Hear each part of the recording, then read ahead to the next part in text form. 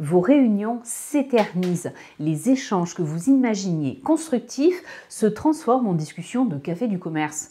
Bref, vous n'arrivez pas au résultat souhaité. Dans cette vidéo, vous découvrirez la méthode ORL pour organiser et optimiser vos réunions. Et si les thématiques management et communication vous intéressent, abonnez-vous à la chaîne Anagramme Formation. Et n'oubliez pas d'activer la petite cloche pour être averti des nouveautés en ligne. Alors, il y a une principale raison à l'inefficacité des réunions. Souvent, on ne sait pas à quoi elles servent. Autrement dit, l'objectif est mal défini. Or, si en tant qu'animateur, qu'organisateur, je ne sais pas où je vais, comment puis-je amener les autres avec moi? Donc le premier impératif pour une réunion efficace, c'est de définir son objectif. C'est le O de la méthode ORL. L'objectif, c'est le résultat auquel nous devons aboutir à l'issue de la réunion. Par exemple, faire un point sur le projet alpha n'est pas un objectif. Partager les résultats à date n'est pas un objectif non plus. Nous devons identifier le résultat concrètement attendu. Par exemple, valider les prochaines étapes du projet alpha ou bien déterminer le go-no-go sur la campagne promotionnelle. Clarifier l'objectif lors de la préparation nous aidera à plusieurs niveaux. D'abord, inviter les bonnes personnes. Ensuite, déterminer s'il y a un travail préparatoire pour les participants ou non. Et enfin, se placer dans une dynamique active et non passive. Nous devrons bien sûr préciser cet objectif au démarrage de la réunion et même dès l'envoi de l'invitation. Deuxième composante qui explique l'inefficacité de nombreuses réunions, le manque d'application des règles du jeu. Il est essentiel de définir un cadre au démarrage de la réunion. Par définition, s'il n'y a pas de cadre établi, je ne peux pas recadrer, d'où des risques de dérapage.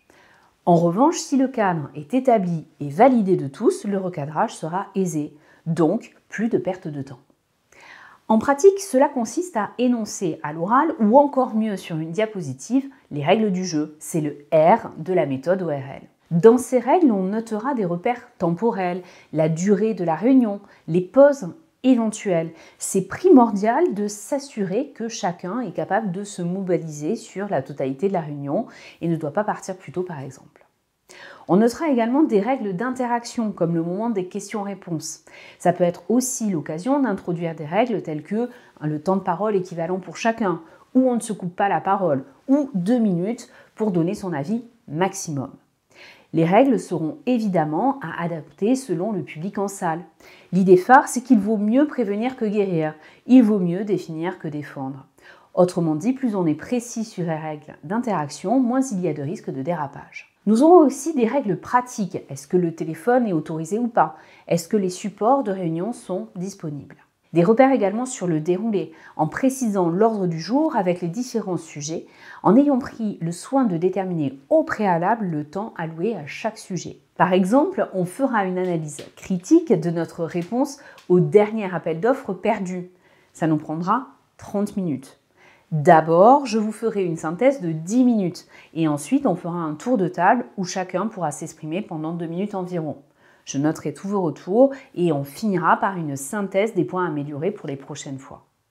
Et c'est cette précision qui fera que nous serons efficaces, elle est absolument nécessaire pour chaque point abordé en réunion.